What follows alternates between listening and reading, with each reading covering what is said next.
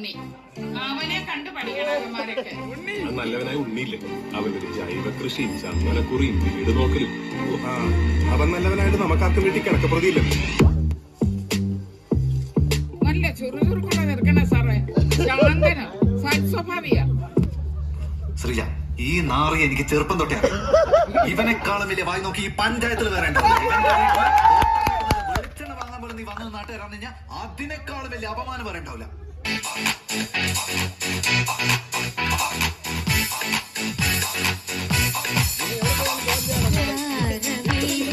Yeah,